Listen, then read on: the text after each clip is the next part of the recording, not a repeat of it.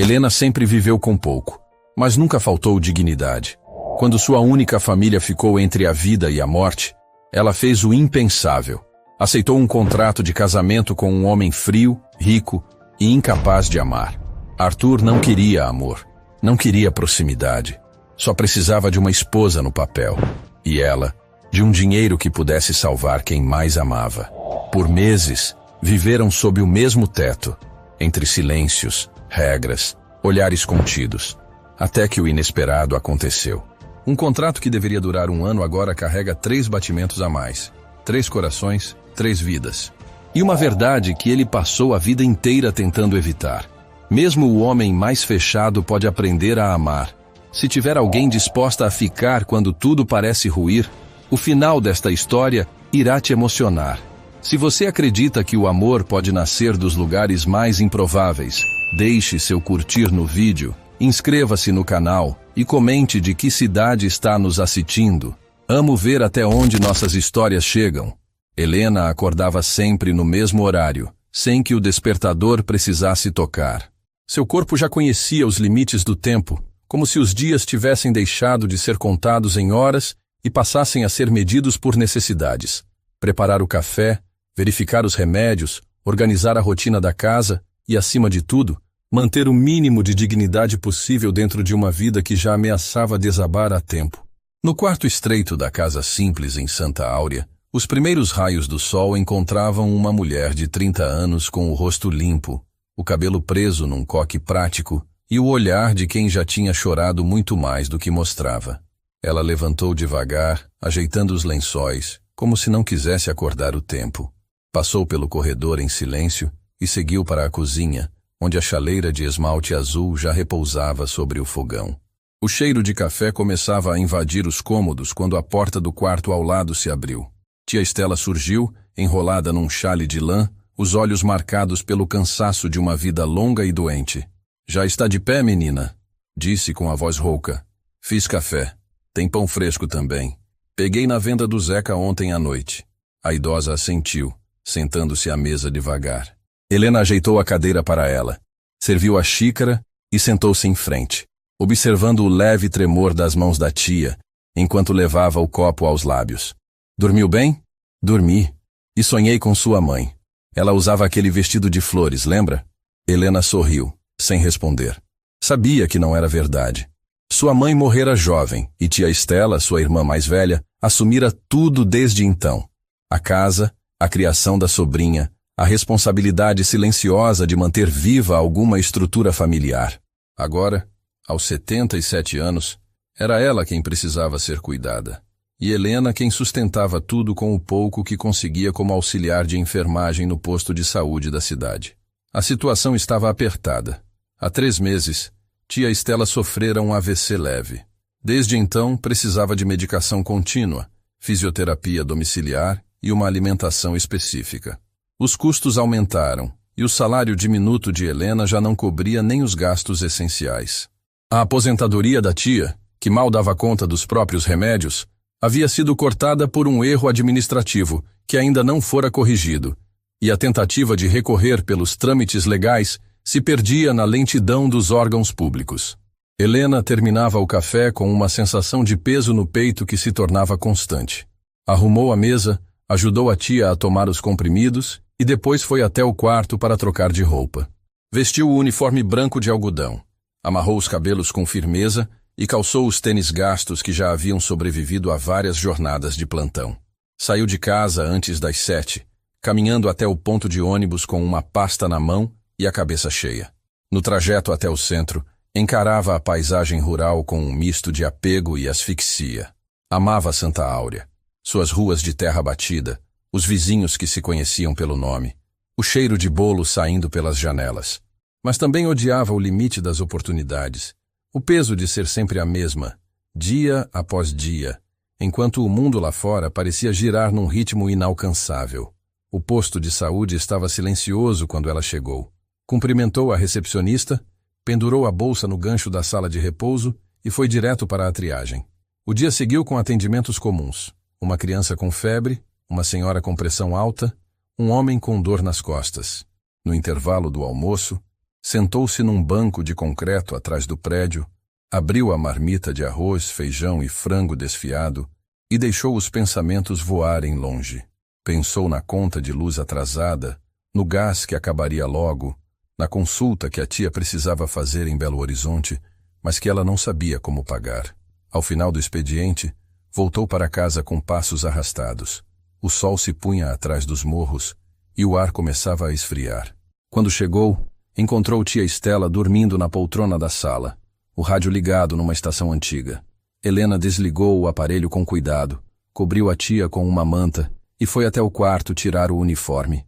Sentou-se na cama por alguns minutos, observando o teto.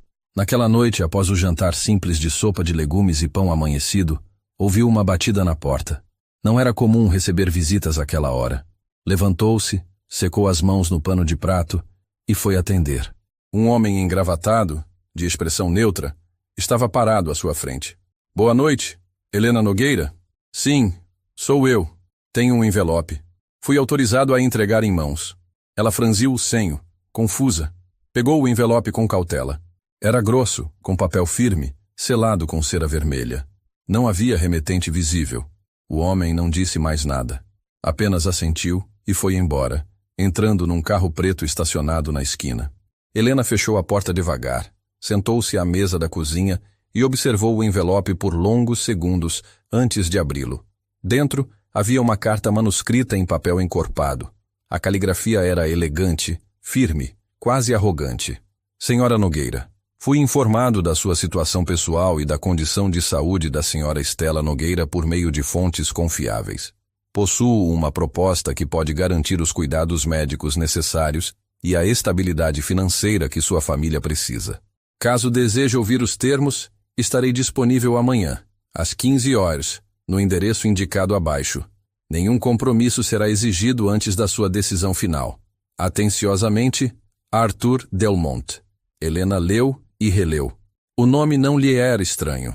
Já ouvira falar de Arthur Delmont.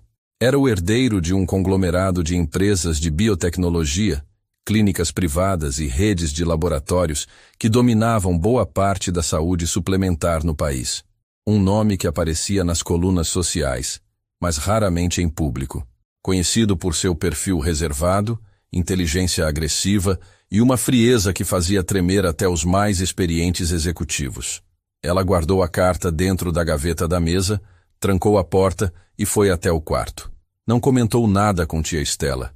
Aquilo parecia grande demais, irreal demais. Dormiu mal naquela noite.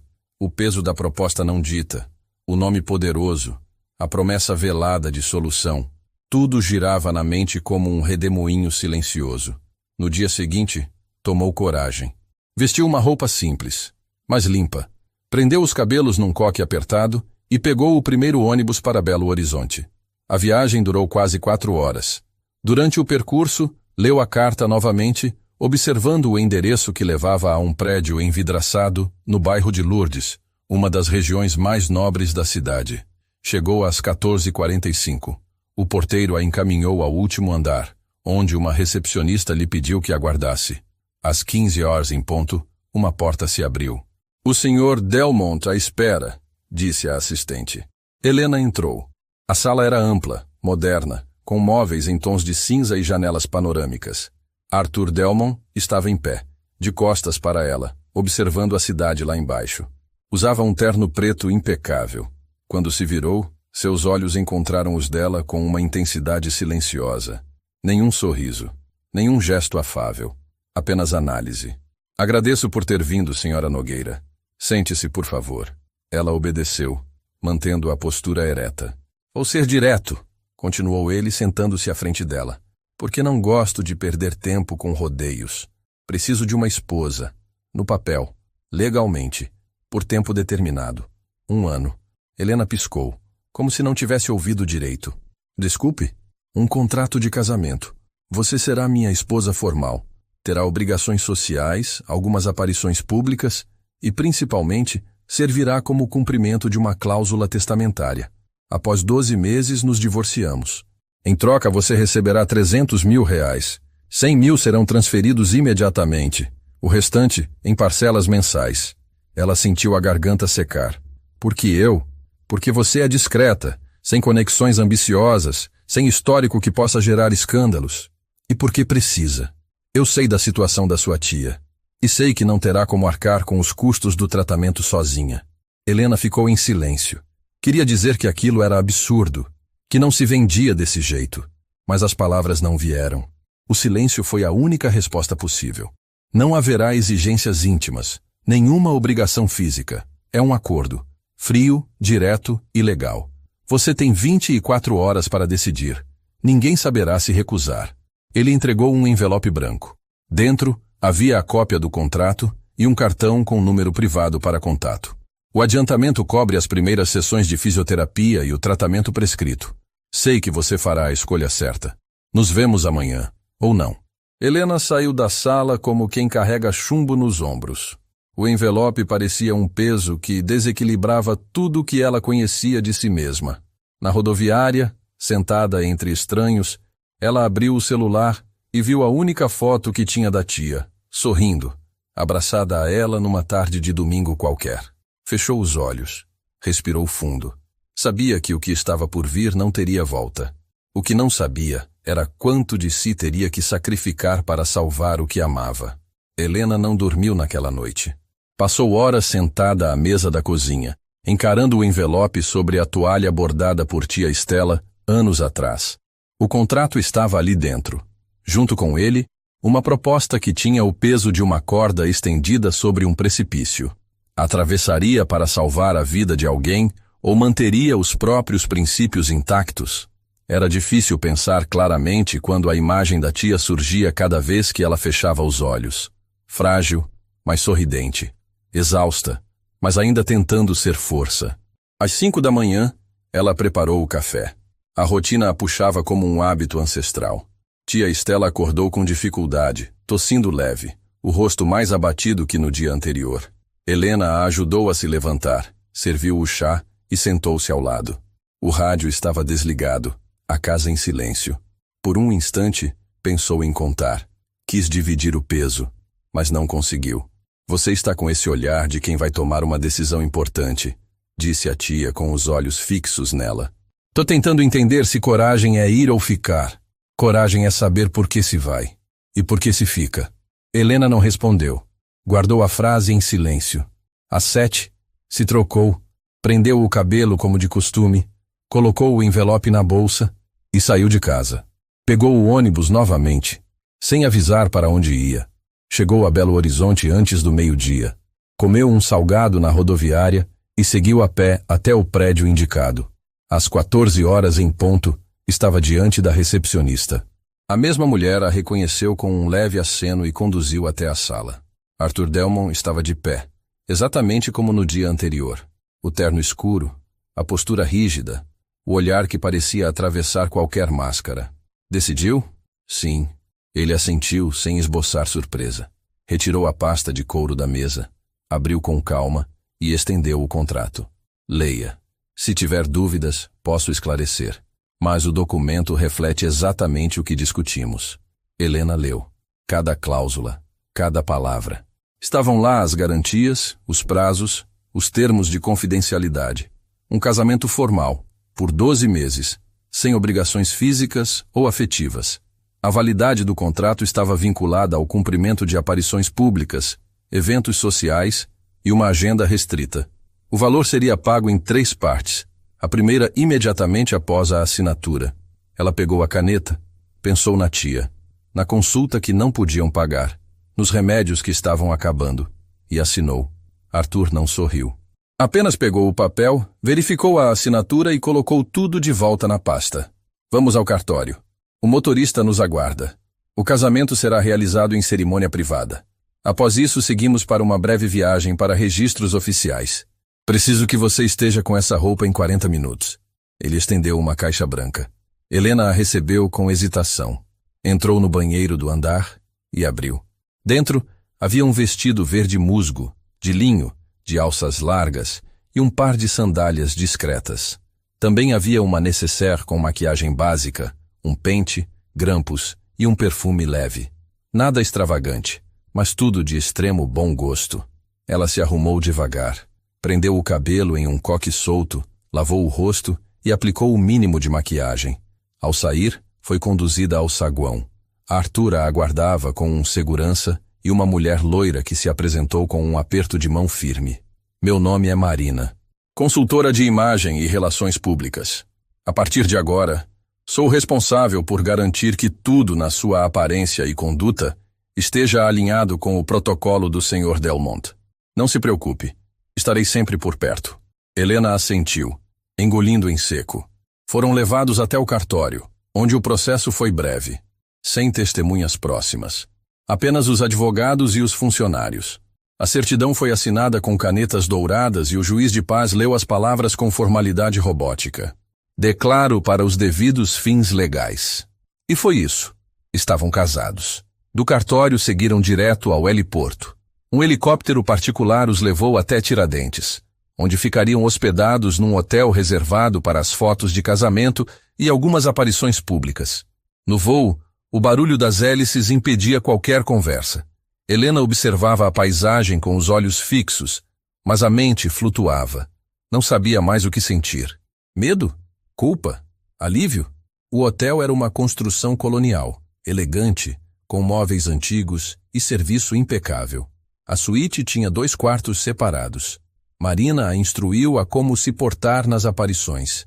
Os fotógrafos estariam ali no dia seguinte. Precisavam parecer íntimos, mas contidos. Um casal discreto, elegante, respeitado. À noite, Helena jantou sozinha. Arthur estava em uma reunião online. Quando terminou, ela desceu até o jardim interno. Sentou-se em um banco de pedra e ficou olhando para o céu. As estrelas estavam visíveis. Tudo era silencioso demais, quase irreal. No dia seguinte, tiraram as fotos no campo de lavanda. Arthur posava com precisão. Sabia onde colocar a mão, como olhar para ela, como manter a expressão séria, mas não hostil.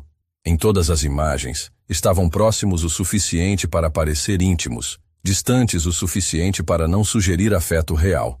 Era um teatro frio, mas impecável.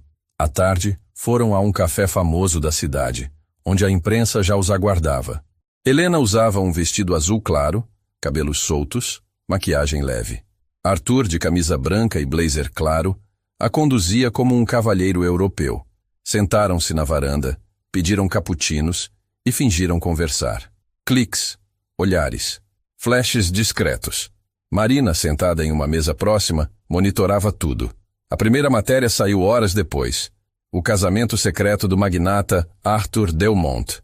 As redes sociais começaram a comentar. Quem era ela? De onde viera? Como o homem mais inacessível do país agora estava casado com uma mulher que ninguém conhecia?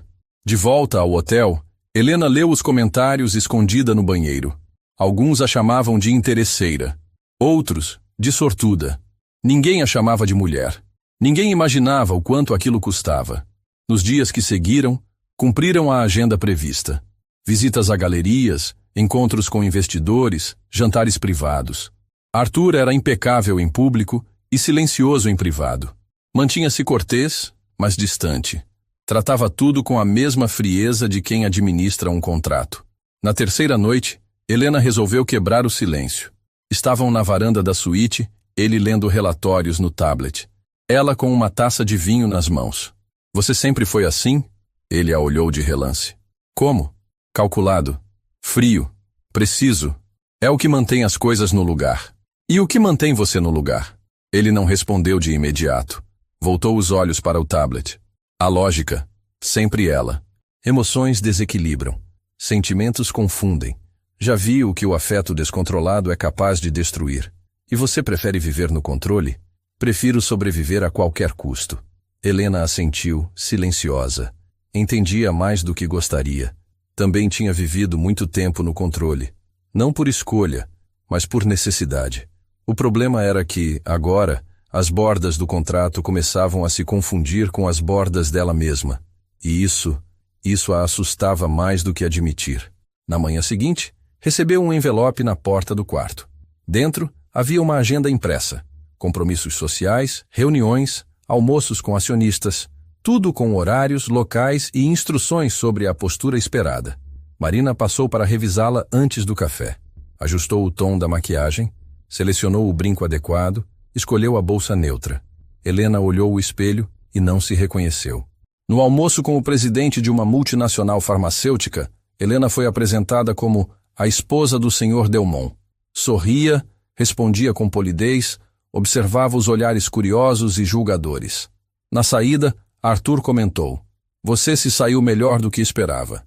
"Esperava que eu fracassasse? Esperava que você se perdesse? Eu me perco o tempo todo. Só aprendi a andar no escuro."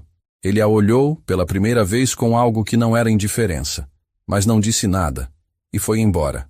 Naquela noite, Helena voltou para o quarto sozinha. Lavou o rosto com força. Olhou-se no espelho e viu os olhos da mãe, cansados, mas firmes. Lembrou-se da tia. Lembrou-se de Santa Áurea, do cheiro da casa, da mesa de café da manhã, do rádio tocando modas antigas. E então chorou, não por arrependimento, mas porque, pela primeira vez, percebeu que estava virando alguém que nunca sonhou ser. E talvez, naquele processo, perdesse o pouco que restava de si.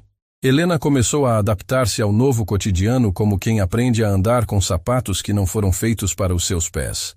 Tudo parecia certo, encaixado, luxuoso, mas ainda assim, desconfortável. A mansão Delmont, localizada num condomínio fechado nos arredores de Belo Horizonte, era uma estrutura de vidro, concreto e silêncio. Cada cômodo tinha móveis perfeitamente posicionados, nenhuma fotografia, nenhum objeto fora do lugar. A casa era um reflexo do dono, funcional, elegante e sem sinais de afeto. Marina comparecia todas as manhãs para alinhar a agenda. As primeiras semanas foram tomadas por compromissos públicos, almoços com empresários, visitas a instituições patrocinadas pelo grupo Delmont, jantares silenciosos em salões requintados. Helena aprendia rápido, sabia como se portar, quando sorrir, como responder sem revelar nada. Mas à noite, no quarto ao lado da suíte de Arthur, se despia não apenas das roupas impecáveis, mas também do papel que começava a pesar. Tia Estela ligava todos os dias. Helena mantinha a voz firme, dizia que estava tudo bem, que estava trabalhando com uma família importante e que, graças a isso, as sessões de fisioterapia já tinham começado. A tia não fazia perguntas. Era sábia demais para pressionar e amava demais para desconfiar. Certa noite, após um evento beneficente, Helena chegou cansada. Tirou os sapatos ainda no elevador privativo da cobertura e caminhou descalça pelo corredor até a cozinha. Encontrou o ambiente vazio, sem empregados. Decidiu preparar algo simples. Vasculhou os armários, encontrou arroz, ovos, cebola e se pôs a cozinhar. Enquanto mexia a frigideira, o cheiro se espalhou pela casa. Arthur apareceu na porta minutos depois, sem anunciar sua presença. Vestia camisa social e calça escura. Estava sem paletó, com os cabelos um pouco desalinhados. "O que está fazendo?" "Jantar. Os funcionários cuidam disso. Hoje eu quis cuidar." Ele se aproximou, observou o prato sendo montado com uma curiosidade contida. "Posso? Se não tiver medo de comida comum." Helena serviu 2 pratos e se sentou à mesa sem esperar permissão. Arthur hesitou, depois fez o mesmo. Comeram em silêncio por alguns minutos. A comida era simples, mas bem temperada. Ele levou o garfo à boca, mastigou devagar. "Tem gosto de infância", disse quase sem perceber. "Isso é bom ou ruim? Isso é raro." Depois disso não houve conversa. Apenas silêncio compartilhado. Um tipo de convivência que não exigia performance. Nos dias seguintes, pequenas brechas começaram a surgir. Helena passou a ler na sala em vez de se trancar no quarto. Arthur, ao chegar das reuniões, se sentava no sofá oposto, revisando documentos. Ficavam no mesmo ambiente por horas, sem trocar palavras, mas também sem desconforto. Era como se o simples fato de estarem ali criasse uma presença nova. Uma presença que não era contratual. Uma tarde, ao voltar de um compromisso com Marina, encontrou uma caixa sobre a cama. Dentro havia um livro, A Insustentável Leveza do Ser.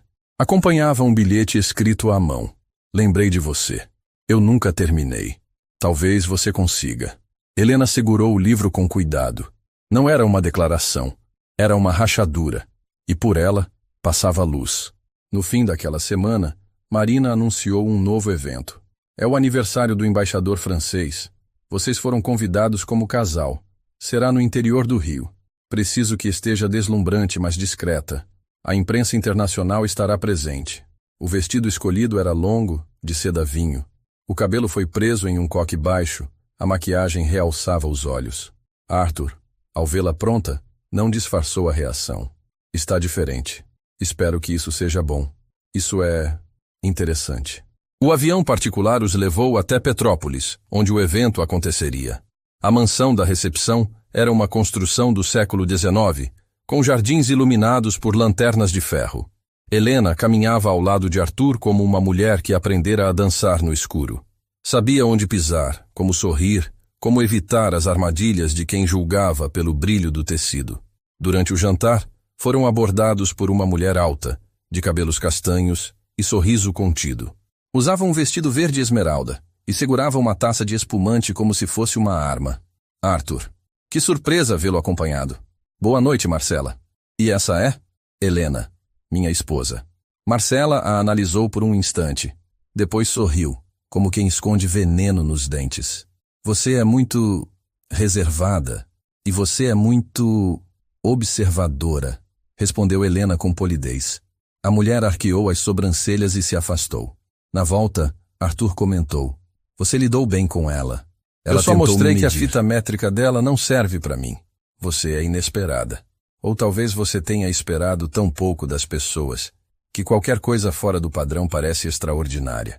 Ele não respondeu, mas a olhou por mais tempo do que o habitual. Na manhã seguinte, tomaram café juntos pela primeira vez. O ambiente estava silencioso como sempre, mas algo tinha mudado. Arthur ofereceu a primeira xícara a ela. Helena sorriu sem cerimônia. Obrigada. Gosto do silêncio com você. Por quê? Porque você não tenta preenchê-lo. O silêncio, às vezes, diz mais que a fala. Ele assentiu. E ficaram assim, em paz. Na semana seguinte, Helena pediu permissão para visitar a tia. Foi autorizada com escolta. Chegou à casa de Santa Áurea no meio da manhã, trazendo sacolas com alimentos, remédios e algumas roupas novas. Tia Estela a recebeu com o mesmo olhar atento de sempre. Você mudou? É só o cabelo, tia. Não, é o jeito de entrar. Conversaram por horas. Helena evitou detalhes, mas falou com naturalidade sobre o novo trabalho, as exigências sociais, as viagens. Tia Estela não perguntou sobre o casamento, nem sobre o homem. Sabia esperar o tempo das palavras. Antes de ir embora, sentaram-se no quintal. Tia, diga. Às vezes eu sinto que me perdi, que tô fingindo ser algo que não sou. Pode até estar fingindo, mas se ainda se reconhece quando se olha no espelho, ainda está aí. No caminho de volta, Helena ficou em silêncio. O carro percorria as estradas como um fio entre dois mundos, o passado e o presente, o real e o representado. Ao chegar, encontrou Arthur na sala, em pé, olhando o noticiário na televisão. Tudo certo com a sua tia? Está bem. Melhor. Ele assentiu. Não perguntou mais. Mas naquela noite deixou sobre a escrivaninha do quarto dela um vaso com manjericão. Sem bilhete. Sem explicação. Era o cheiro preferido da tia. Helena entendeu. E sorriu. Sozinha. O outono chegou silencioso, tingindo os dias com tons mais dourados e as manhãs com uma brisa que atravessava as janelas de vidro da mansão como um sussurro persistente. A rotina havia se ajustado a uma nova lógica. Arthur saía cedo, retornava no fim da tarde, e durante o dia Helena alternava entre compromissos externos e longas horas de leitura no Jardim dos Fundos, onde descobriu que o silêncio da terra era menos ameaçador que o dos corredores de mármore. Marina seguia coordenando as aparições públicas com precisão quase militar. Em cada evento, Helena era vestida, moldada, orientada e depois devolvida ao seu próprio corpo, como se fosse uma atriz que interpretava a si mesma diante de um público que não sabia onde terminava o palco e começava a verdade. Ela já não precisava mais de ensaio. Sabia sorrir com contenção, acenar com elegância, responder com sobriedade. Mas era dentro da casa que as verdadeiras mudanças aconteciam. Certa tarde, Helena entrou na biblioteca da mansão pela primeira vez. Era um cômodo escondido, longe da área social, com janelas altas e prateleiras que iam até o teto. Os livros estavam organizados com meticulosidade quase obsessiva. Nenhuma obra fora de lugar, nenhuma lombada desalinhada. Ela passou os dedos pelas capas, lendo os títulos em silêncio. Encontrou romances russos, ensaios filosóficos, tratados sobre economia, diários de viagem. Pegou um exemplar de A Montanha Mágica e sentou-se no sofá de couro marrom no canto da sala. Estava na segunda página quando ouviu passos. Arthur entrou sem se anunciar, com uma xícara de chá nas mãos. Parou ao vê-la ali. Não sabia que usava esse espaço, disse ele. Encontrei por acaso. É o único lugar da casa que não deixo ninguém mexer. Então talvez eu devesse sair. Não, pode ficar. Ele se aproximou, colocou a xícara na mesa de centro e sentou-se na poltrona oposta. Por alguns minutos, nenhum dos dois falou. O silêncio não era desconfortável. Era uma espécie de entendimento mútuo. Um pacto não verbal de que certas presenças bastam quando as palavras não sabem para onde ir. Você já leu esse livro? Ele perguntou, apontando para o que estava nas mãos dela. Ainda não. Dizem que é denso. Como tudo que vale a pena. Ela assentiu e voltou os olhos para a página. Ele ficou observando o fogo da lareira acesa que estalava baixo, quase imperceptível. Você parece diferente, disse de repente. Diferente como? Mas presente. Talvez porque comecei a existir fora do contrato. Ele não respondeu. Mas abaixou os olhos, como se algo naquela frase tivesse acertado um lugar que ele mantinha escondido. Naquela noite, não houve jantar formal. Helena preparou sopa de batata e pão tostado. Deixou sobre o balcão com um bilhete. Comida real para noites longas. Quando acordou na manhã seguinte, a tigela estava vazia e o bilhete com um pequeno traço escrito abaixo. Obrigada. Sem assinatura. Mas ela sabia de quem vinha. A relação entre os dois continuava sem nome, sem toque, sem declaração. Mas havia gestos. E os gestos, às vezes, diziam mais do que qualquer promessa. Em um sábado cinzento, foram convidados para um coquetel de inauguração de uma nova ala de um hospital infantil financiado pelo grupo Delmont. Helena usava um conjunto pérola com blazer justo e calça de alfaiataria. Arthur, como sempre, vestia sobriedade com naturalidade. Durante o evento, ela se afastou por um instante para observar as crianças que corriam pelo jardim. Um menino de no máximo 8 anos correu na sua direção, tropeçou e caiu. Ela se abaixou, ajudou-o a levantar e tirou um lenço da bolsa para limpar o joelho arranhado. O menino a olhou como quem vê algo que não entende. Você parece a minha mãe. Isso é bom? Ela foi embora. Mas sorria como você. Helena sorriu de volta, com os olhos marejados. O menino saiu correndo, e ela ficou ali por mais alguns minutos. Quando voltou para perto de Arthur, ele a observava. Não disse nada, mas o olhar carregava um tipo de surpresa silenciosa, como se visse algo que não esperava encontrar ali. Na volta no carro ele comentou: você tem um jeito, com as crianças. Cresci cuidando. Primeiro da minha mãe, depois da minha tia, depois de mim. Isso exige força e cansaço. Eu não saberia o que fazer diante de um filho. Ninguém sabe. A gente aprende na queda. Ele não respondeu, mas ficou pensativo o resto da noite. Nos dias seguintes, a convivência se intensificou. Helena passou a participar de mais reuniões internas da Fundação Delmont. Era apresentada como alguém com um olhar mais humano para os projetos sociais.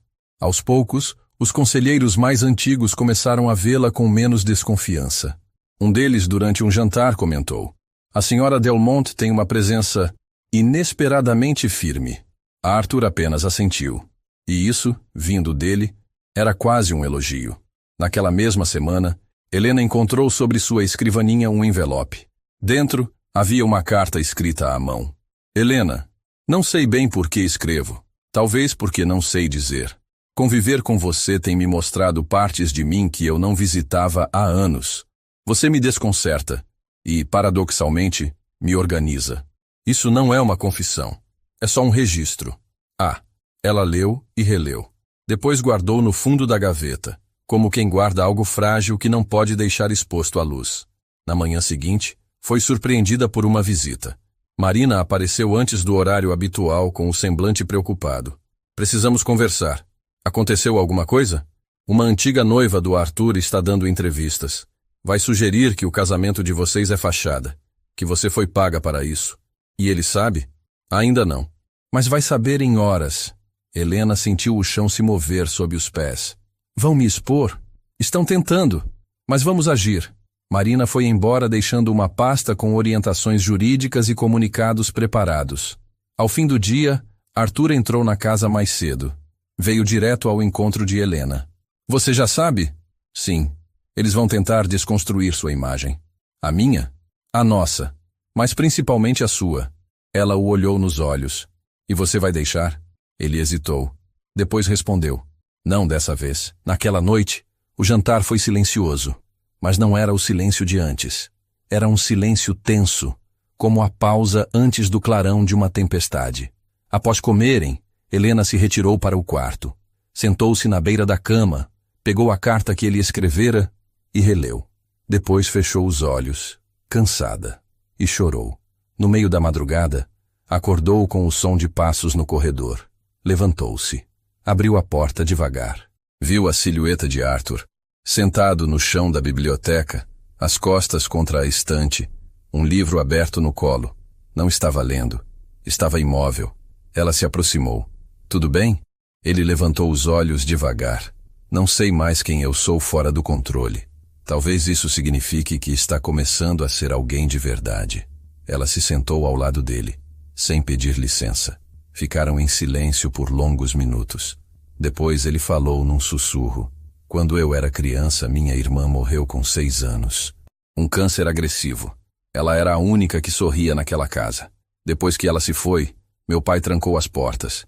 E eu nunca mais soube como abri-las. Helena não disse nada. Apenas colocou a mão sobre a dele. Um gesto simples, mas definitivo.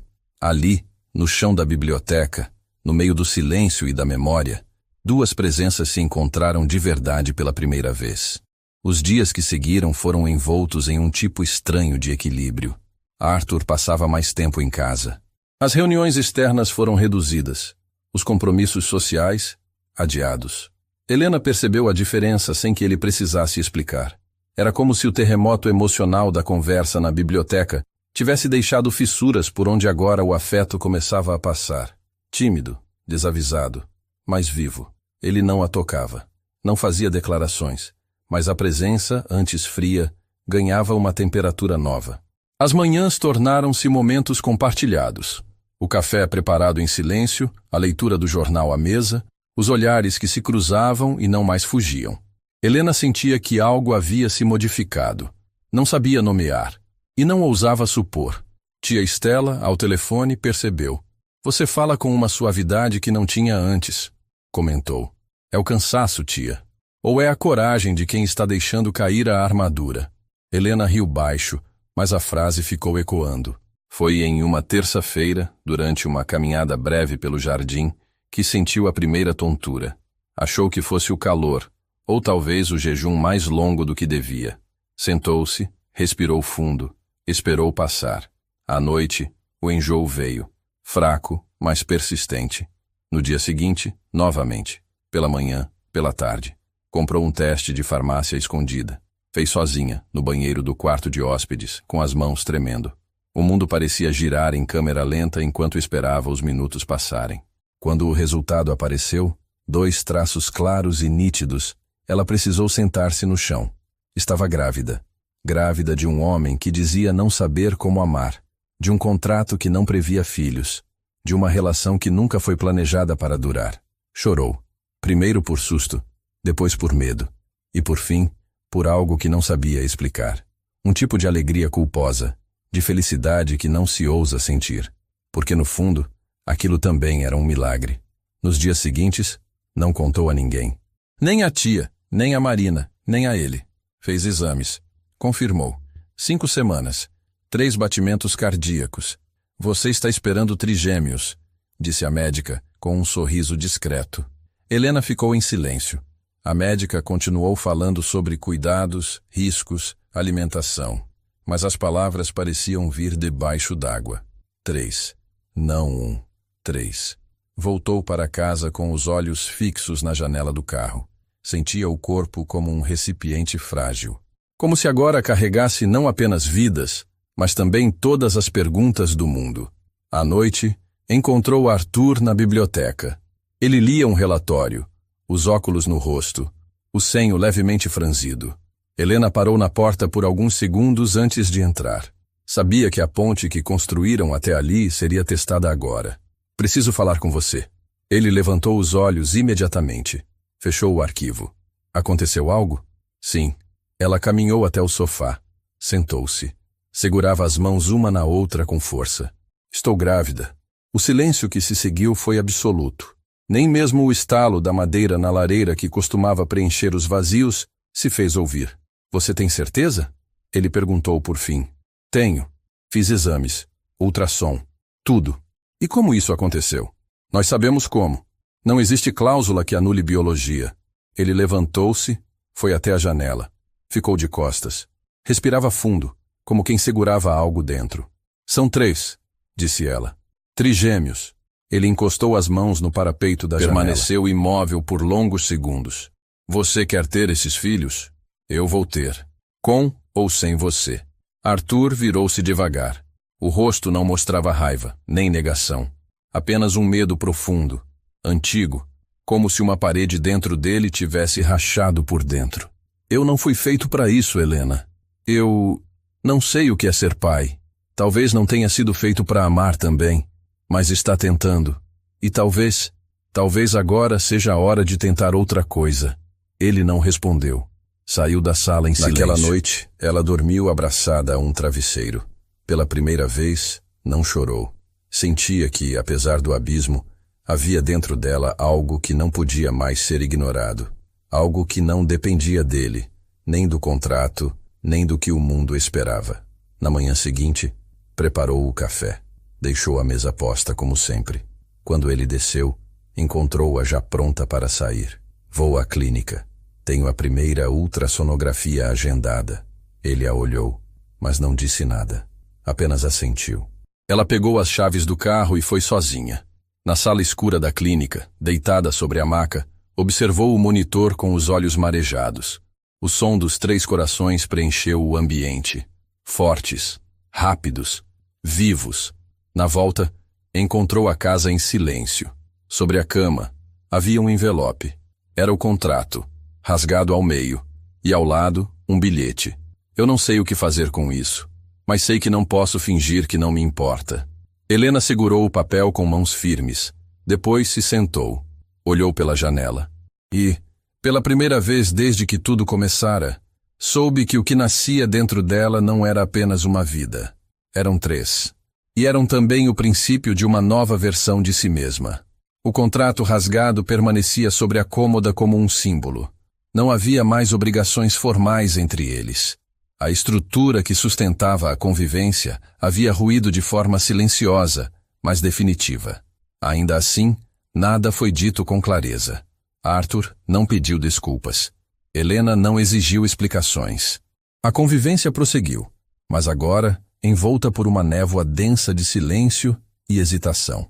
Os primeiros sinais do afastamento vieram nas pequenas rotinas. Ele deixou de tomar café com ela pela manhã, passou a almoçar fora com mais frequência, as reuniões na empresa voltaram a preencher seu calendário com intensidade quase suspeita. Helena, por sua vez, concentrou-se nos exames, nas orientações médicas, nas vitaminas e nos cuidados consigo mesma. Cada batida dos corações em sua barriga era um lembrete constante de que sua vida havia mudado de maneira irreversível. Ela não cobrava presença. Sabia que pedir amor era o mesmo que implorar por algo que só pode ser dado de forma espontânea. Mas em segredo, esperava. Esperava que ele voltasse a olhar como antes, que a escutasse, que se aproximasse. O homem que ela conhecera, frio, porém direto, parecia ter sido substituído por um estranho retraído, desconectado e ainda mais opaco. Uma tarde, Marina a procurou na biblioteca com um semblante sério. Helena, o Sr. Delmonte solicitou o cancelamento de todas as aparições públicas conjuntas pelos próximos meses. Ele explicou por quê. Disse apenas que o momento exige discrição e que os investidores estão pressionando por contenção de imagem. Helena assentiu. Não fez perguntas. Apenas agradeceu. Nos dias seguintes, a casa parecia maior, mais vazia. Ela passou a frequentar o consultório obstétrico sozinha. Comprava livros sobre gestação múltipla, assistia vídeos, trocava mensagens com uma enfermeira de confiança que havia conhecido nos primeiros exames. Os enjoos intensificaram-se. A pressão caiu em alguns momentos. Um dia, quase desmaiou na cozinha. Foi amparada por uma funcionária da limpeza. Arthur não estava em casa e não ligou naquela noite.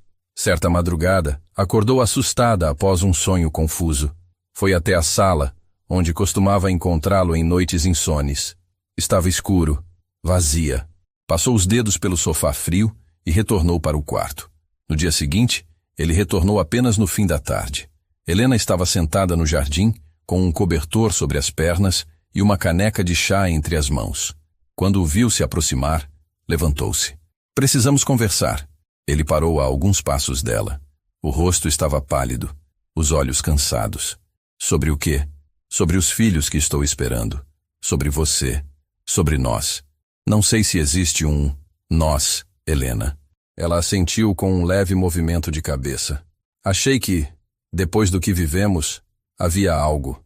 Mas se estou errada, prefiro que diga. Você não está errada, mas isso não muda quem eu sou. Não, Arthur. Isso muda quem você escolhe continuar sendo. Porque medo não é identidade, é escolha. Ele a encarou por um longo tempo. Depois desviou o olhar. Eu não sei se posso ser o homem que você e essas crianças precisam. Você não precisa ser perfeito. Precisa estar. Ele não respondeu. Virou-se e voltou para dentro. Naquela noite, Helena arrumou uma mala pequena. Guardou algumas roupas confortáveis, os documentos médicos, o carregador do celular e colocou tudo em uma bolsa discreta. Deixou sobre a mesa da cozinha um bilhete curto. Não estou indo embora de você. Estou indo ao encontro de mim. Quando, e se, você quiser voltar, saberá onde me encontrar. Chamou um carro e foi para Santa Áurea. Tia Estela a recebeu com os braços abertos e os olhos marejados. A sobrinha, agora com os traços arredondados da gravidez, sentia-se exausta, mas em paz. Dormiu no quarto onde crescera, ouvindo o som dos grilos do quintal, sentindo o cheiro do sabão em pó nas roupas de cama. Nos dias que se seguiram, voltou à rotina simples da cidade. Pão fresco na venda, caminhada leve pela praça, conversas curtas com vizinhos curiosos. Evitava falar sobre a gravidez. Dizia apenas que estava em repouso, por orientação médica. Os exames eram feitos em uma clínica modesta da cidade vizinha. O médico era gentil, atencioso, disse que os trigêmeos estavam se desenvolvendo bem, apesar do estresse recente. Arthur não ligou, nem no primeiro dia, nem no quinto, nem no 10º. Helena não chorava. Sentia uma mistura estranha de alívio e dor. Sabia que, de certa forma, o afastamento era necessário, que havia uma parte dele que precisava ruir para que outra pudesse nascer. Mas isso não diminuía a solidão. Certa manhã, sentada à mesa com a tia, recebeu uma correspondência em envelope timbrado. Era um aviso do departamento jurídico do Grupo Delmont. Documentos de dissolução de vínculo conjugal. Uma proposta de separação legal, com cláusulas de pensão para os filhos, assistência médica integral e acordos patrimoniais. Frio, técnico, impessoal. Ela leu o conteúdo com calma. Dobrou o papel e o guardou. É isso então, disse em voz baixa.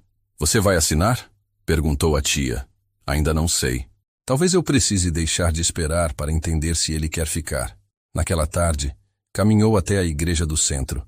Sentou-se no último banco, observou os vitrais coloridos e deixou o tempo passar. Lembrou-se da mãe, da infância, das pequenas promessas que fazia quando era menina. Pensou nos filhos. 3 corações crescendo dentro dela. 3 futuros. 3 esperanças. Quando saiu, o céu estava cinza. A primeira chuva do mês caiu devagar, como um aviso, como uma bênção amarga. Ao retornar para casa, encontrou um envelope sobre a cama. Não havia remetente. Dentro, uma única folha com uma frase escrita à mão. Quando a gente foge do que mais teme, acaba correndo direto para ele. O traço da caligrafia era familiar, mas não havia assinatura. Helena encostou-se na parede. Respirou fundo. Sabia que, de alguma forma, aquele silêncio que os separava começava a se romper. E se havia alguma chance de reconstrução, nasceria não do que haviam sido, mas do que estavam dispostos a se tornar. Os dias em Santa Áurea seguiram com a lentidão típica de quem não tem pressa para esquecer nem urgência para voltar. Helena já se acostumava ao ritmo das manhãs com cheiro de pão assando, às idas curtas à farmácia, aos vizinhos que acenavam com mais curiosidade do que julgamento. Passava boa parte do tempo sentada no quintal com um livro sobre os joelhos e a mão repousada na barriga, que agora se arredondava com evidência. Os trigêmeos já se moviam. Eram pequenos toques, como se estivessem lembrando a mãe de que estavam ali, crescendo, esperando. Tia Estela observava tudo com discrição. Não forçava perguntas, apenas preparava chás, arrumava o quarto, deixava o rádio ligado com as músicas que Helena gostava. O silêncio entre elas era confortável. Um tipo de amor que se entende mais pelo que não se diz. Na capital, a imprensa começava a especular. A ausência do casal Delmonte em eventos importantes chamava a atenção. Marina, em chamadas curtas e cuidadosas, mantinha Helena informada. Ele está recluso. A empresa sente. Os conselheiros pressionam, mas ele não reage. Apenas cumpre os compromissos essenciais e volta para casa. Para uma casa vazia, Helena disse sem amargura. Alguns homens só entendem o valor de uma presença quando encaram a própria ausência. 2 dias depois, enquanto regava as plantas do quintal, ouviu um carro estacionar do lado de fora. Não esperava visitas. O som da porta batendo foi contido. Helena limpou as mãos no avental, caminhou até o portão e o abriu. Arthur estava ali, em pé, com as mãos nos bolsos, o rosto marcado por olheiras e a barba por fazer. Vestia uma camisa clara, aberta no colarinho, e um casaco surrado que não combinava com seu usual rigor estético. "Posso entrar?" Ela assentiu com um gesto breve. Abriu o portão sem dizer palavra. Ele entrou devagar, como quem pisa num lugar sagrado. Olhou ao redor. O jardim simples, a varanda com vasos, a rede estendida. Havia naquele espaço uma memória que não lhe pertencia, mas que o afetava. "Está bonita", disse após longos segundos. "Estou grávida." "Sim, eu sei." Sentaram-se na varanda. Um silêncio inicial se impôs, espesso, cheio de histórias não contadas. Depois ele começou. "Eu tentei fugir. Achei que se voltasse à rotina, se fingisse que estava tudo sob controle, conseguiria apagar o que sentia. Mas a verdade é que eu me quebrei. Pela primeira vez em anos, fui invadido por algo que não consigo nomear, mas que me arranca do chão." Helena o ouviu, sem interromper. Mantinha os olhos fixos no horizonte. "Sempre achei que sentimentos eram ruído, interferência, algo a ser evitado. Mas você é silêncio que ressoa. É presença que incomoda o vazio. Quando você foi embora, a casa ficou maior, mas eu fiquei menor." Ele abaixou os olhos. "Recebeu os papéis?" "Recebi." "Não assinou?" "Ainda não. Porque, apesar de tudo, eu não queria que essa história terminasse como um protocolo. E se eu dissesse que não quero mais fugir? Eu diria que só acredito no que se constrói com o tempo. Palavras me cansam. Gestos me comovem." Arthur respirou fundo. Tirou algo do bolso. Era a carta rasgada. Estava colada, com fita transparente, remendada. "Você rasgou?" ela disse. "E tentei consertar. Não para voltar ao que era, mas para lembrar do que quase perdi." Ela segurou o papel entre os dedos, sem comentar. Apenas encostou-o sobre os joelhos, com cuidado. "Helena, eu quero estar. Não sei como ser pai, nem como amar do jeito certo, mas quero aprender, se você me permitir." Ela olhou para ele, nos olhos. "Então comece sendo o homem que seus filhos poderão admirar. O resto, a gente descobre junto." Ele assentiu, com os olhos marejados. Não chorou, mas algo nele amoleceu, como uma represa que cede. "Eu aluguei uma casa aqui, na cidade. Não quero invadir o seu espaço, mas quero estar perto, ir aos exames, aprender com você. E sua empresa? Está funcionando, mas aprendi que lucro nenhum compensa a ausência." Helena se levantou devagar. O peso da barriga a fazia mover-se com mais cuidado. Foi até o portão, olhou a rua, depois voltou-se para ele. "Amanhã tenho consulta, às 9. Eu estarei lá." E esteve. No dia seguinte chegou cedo. Trouxe frutas, um chá que a médica recomendou e um livro sobre paternidade. Sentou-se ao lado dela na sala de espera. Assistiu à ultrassonografia em silêncio, os olhos fixos no monitor onde os 3 batimentos ecoavam como promessas. Nos dias que seguiram, passou a visitá-la com frequência. Ajudava nas compras, acompanhava os exames, montou um berço. Não pediu nada em troca, apenas presença. Tia Estela, certa noite, comentou em voz baixa: talvez ele tenha aprendido que amor não se exige, se oferece. Helena apenas sorriu. Certa tarde, ao entrar no quarto para guardar as roupas lavadas, viu Arthur sentado na poltrona, com a mão sobre a barriga dela, os olhos fechados. Um dos bebês havia se mexido. Ele sorriu, como quem ouve uma resposta. Qual é o nome do pai deles? Ela perguntou sem olhar. Ainda estou tentando descobrir. Mas espero que, um dia, eles digam que foi o homem que aprendeu a amar com atraso, mas com verdade. Helena se aproximou, encostou a testa na dele.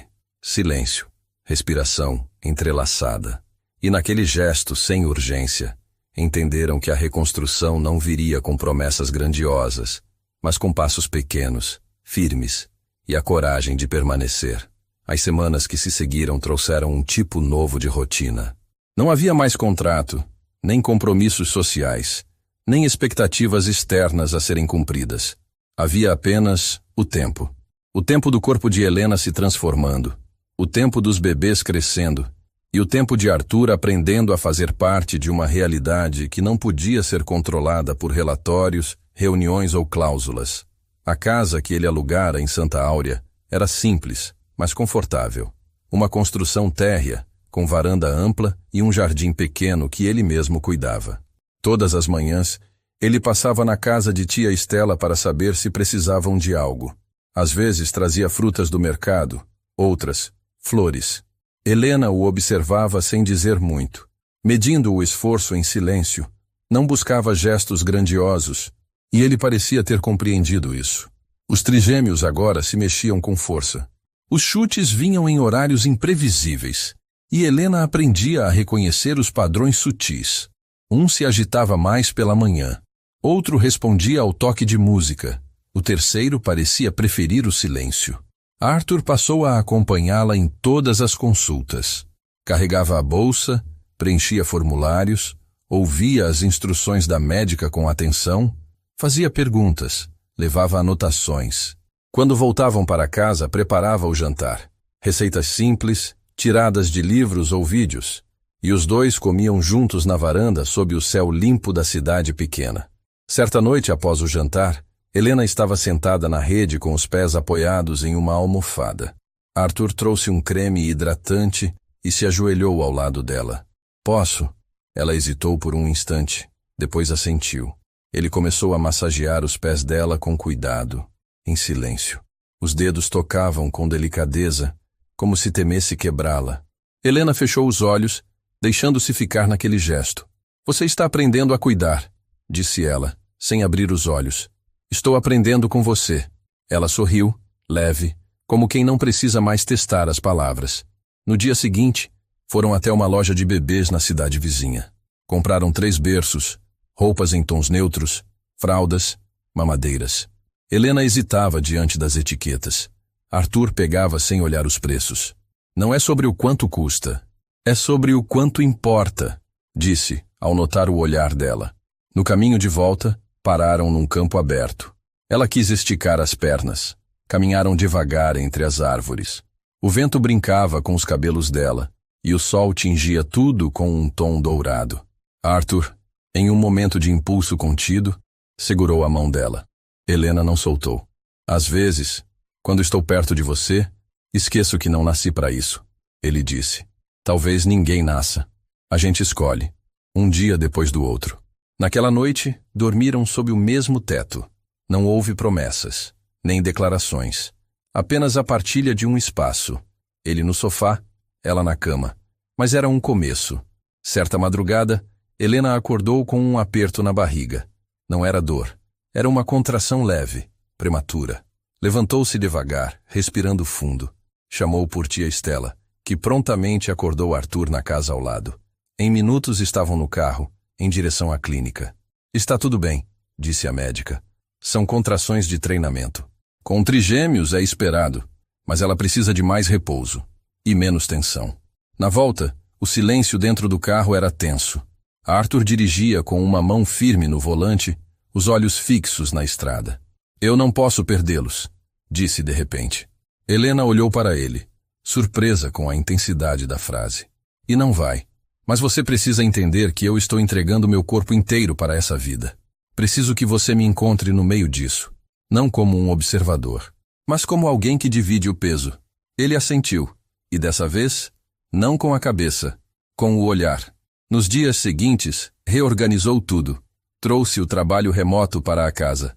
Contratou uma enfermeira para auxiliar nos cuidados. Aprendeu a cozinhar refeições mais leves. Instalou barras de apoio no banheiro. Trocou o colchão por um mais firme. Helena observava tudo, silenciosa, não como quem espera confirmação, mas como quem, enfim, encontra solidez. Na manhã de sábado, encontraram-se na cozinha. Ela preparava café com leite, ele lavava frutas. De repente ela parou, levou a mão ao ventre e fechou os olhos. Está tudo bem? Ele perguntou, vindo até ela. Eles se mexeram ao mesmo tempo. Os três. Foi como se me abraçassem de dentro. Ele ajoelhou-se e encostou o ouvido na barriga dela. Sorriu. Eles estão dizendo, estamos aqui, e pedindo que você não vá mais embora. Ele levantou-se devagar, colocou as mãos no rosto dela, e a olhou como quem finalmente entende. Eu não vou. Nem por medo, nem por orgulho. Eu vou estar, inteiro. Ela não respondeu. Apenas encostou o rosto no ombro dele. Naquela tarde, organizaram o quarto dos bebês. Pintaram a parede com tons suaves. Colocaram os berços lado a lado. Helena pendurou uma pequena estrela de feltro sobre cada cama. Arthur posicionou uma poltrona de balanço no canto e trouxe um abajur com luz âmbar. Este será nosso ponto de vigília, disse ele, e nosso ponto de recomeço. Certa noite, deitada no sofá, Helena olhava o teto da sala, enquanto Arthur lia em silêncio. Então disse, você ainda tem medo? O tempo todo. Eu também. Mas agora, eu tenho mais coragem do que medo. Ele sorriu com os olhos. Então estamos do mesmo lado, enfim. E estavam. Não como antes. Não como num contrato. Mas como quem, depois de muitas ruínas, decide erguer juntos a casa que desejam habitar. Com amor, com falhas, com verdade. O 9º mês chegou como um sopro pesado. Helena já sentia o corpo exausto, os pés inchados, a respiração encurtada. As consultas médicas tornaram-se mais frequentes, e os exames revelavam a tensão natural de uma gestação múltipla em seus últimos dias. A médica alertava com firmeza. Qualquer sinal fora do esperado exigiria ação imediata. Arthur redobrou os cuidados. Passava as noites em claro lendo artigos, organizando os documentos da internação, preparando a mala com as roupas dos bebês. Instalou uma câmera no quarto dos berços, verificava os níveis de temperatura da casa, ajustava os horários das refeições. Mas o que mais surpreendia Helena era a forma como ele, agora, falava com os filhos. Sentava-se ao lado da barriga dela, conversava baixinho, fazia perguntas, inventava histórias. Quando vocês nascerem, vou mostrar a casa, cada cantinho. Inclusive o jardim que ainda estou aprendendo a cultivar. Vai ter espaço para vocês correrem. E para caírem também. Eu estarei lá quando caírem. Helena escutava com olhos marejados. Arthur havia mudado. Não de forma espetacular, mas nas pequenas ações que exigem mais do que esforço. Exigem verdade. Certa manhã, durante uma consulta de rotina, a médica franziu o senho ao olhar os exames. A pressão subiu. E o líquido está no limite. Precisamos adiantar. Está tudo pronto? Arthur segurou a mão de Helena com firmeza. Está sim. Pode agendar. Amanhã. 1ª da manhã. Cesárea. A notícia caiu sobre eles como um relâmpago. Apesar de esperarem por isso, ouvir a palavra definitiva trouxe uma espécie de silêncio interno. Naquela noite, Helena não conseguiu dormir. Deitou-se ao lado de Arthur, sentiu os bebês mexendo como se pressentissem a mudança iminente. Estou com medo, disse ela num sussurro. Eu também. Mas se você cair, eu caio junto. E se você levantar, eu estarei ao seu lado. Ela virou o rosto e o olhou nos olhos. Quando tudo começou, eu achei que estava me vendendo. Hoje eu sei que estava comprando coragem. Ele acariciou o rosto dela, sem dizer nada. Depois, Beijou sua testa com a delicadeza de quem, enfim, compreende o valor de um gesto. Na manhã seguinte, chegaram ao hospital ainda com o céu escuro. Arthur conduziu tudo com precisão, mas seus olhos denunciavam a tensão. Helena vestia uma camisola hospitalar azul clara. Estava serena por fora, mas o coração batia como uma prece. Na sala de cirurgia, o ambiente era frio, asséptico, mas havia algo de sagrado no ar. Arthur segurava sua mão com as duas dele.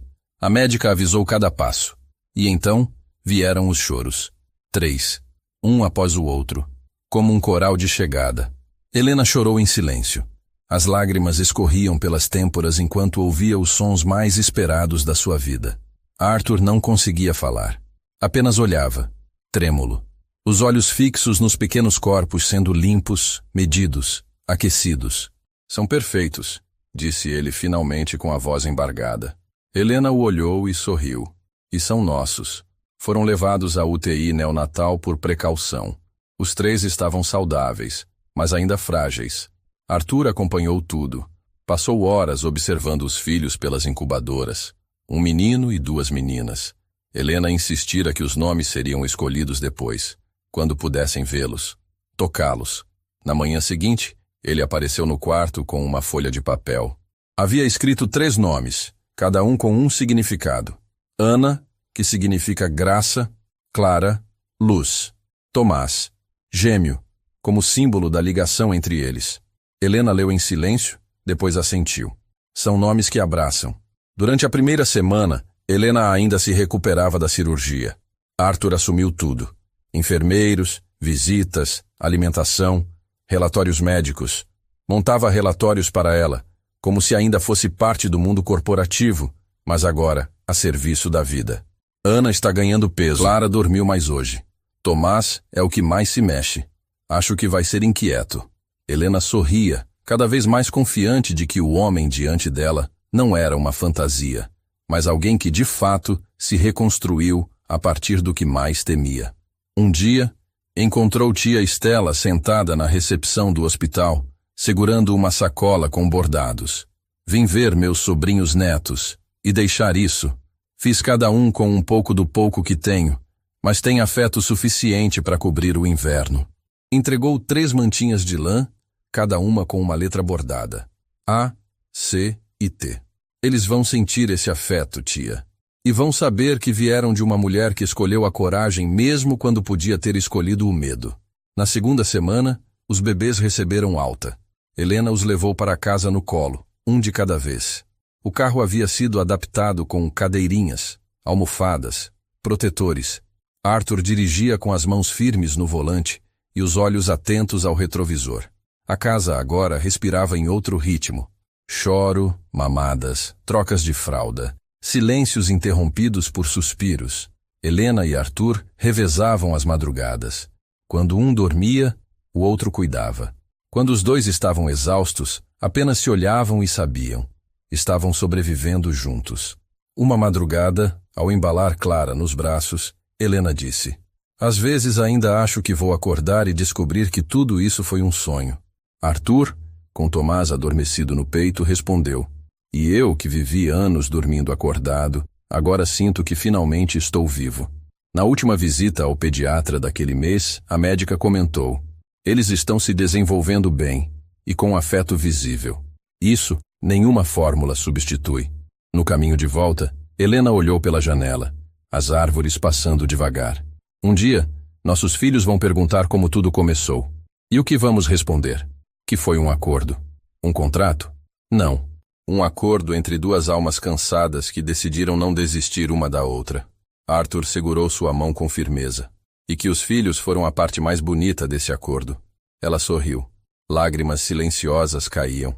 Não de dor, nem de dúvida, mas de gratidão. A história deles ainda não tinha fim. Mas agora, pela primeira vez, tinha raízes. Os meses passaram como páginas viradas por mãos pacientes. O tempo não corria mais. Ele se assentava. Helena e Arthur encontraram um ritmo próprio dentro da casa agora cheia de sons, cheiros e rituais. Cada um dos trigêmeos tinha um jeito diferente de acordar. Clara chorava de mansinho, como quem pede licença para o mundo. Ana espreguiçava os bracinhos e olhava o teto como se contemplasse um universo secreto. Tomás exigia presença com o vigor de quem quer viver tudo de uma vez. A casa fora adaptada à nova realidade. Havia cestos com brinquedos de pano, móveis pendurados, tapetes macios cobrindo o chão e uma estante pequena com os primeiros livros infantis. A rotina era exaustiva, sim, mas também plena. E dentro dela, Helena reencontrava partes de si que antes estavam adormecidas. Arthur tornara-se um homem diferente. A rigidez dos gestos fora substituída por precisão cuidadosa. Era ele quem levantava as madrugadas mais frias, quem descobria novos jeitos de fazer Clara dormir no colo, quem cantava músicas improvisadas quando o silêncio do quarto ameaçava virar cansaço.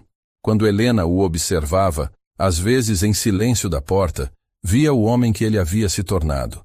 Não porque ela o transformou, mas porque ele se permitiu atravessar a si mesmo. Certa manhã, enquanto organizavam os armários com roupas que já não serviam nos bebês, ela encontrou uma caixa. Dentro estavam guardadas todas as cartas que ele escrevera e nunca entregara. Mensagens de noites em claro, de medos não verbalizados, de desejos pequenos, como o de aprender a fazer arroz com gosto de casa ou de saber qual música ela escutava quando ficava em silêncio por muito tempo. Ela leu tudo sentada no chão, entre roupas dobradas e memórias recentes. Quando terminou, chamou-o com um gesto. Ele se aproximou, ajoelhou-se ao lado dela. Por que nunca me deu? Porque no começo eu não sabia se eram confissões ou despedidas. E agora? Agora são só registros do homem que fui enquanto me tornava o homem que queria ser com você. Ela encostou a cabeça no ombro dele. Nenhuma palavra foi dita. Era mais uma das linguagens que aprenderam a falar sem ensaio. As crianças completaram 1 ano com uma pequena comemoração no quintal da casa. Tia Estela sentou-se na cadeira de balanço, com Tomás no colo e um sorriso que dizia mais do que qualquer discurso. Marina veio da capital para trazer um presente simbólico, um livro com a história da família Delmont, onde, pela primeira vez, Helena aparecia não como nota de rodapé, mas como alicerce de um novo capítulo. Eles reconstruíram a imagem pública, mas não foi você quem precisou mudar. Foi ele quem precisou encontrar o que fazia sentido além das manchetes, disse Marina antes de ir embora. Arthur retomou a liderança do grupo Delmont, mas agora com outra lógica. Criou um novo braço da fundação voltado à assistência materna em comunidades rurais, inspirado pela própria história. Helena, com o tempo, tornou-se conselheira ativa. Não falava como executiva, mas como mulher que viveu na pele o peso das escolhas silenciosas. Certa noite, sentados na varanda, com as luzes baixas e os bebês dormindo, Helena segurava uma xícara de chá enquanto olhava o céu.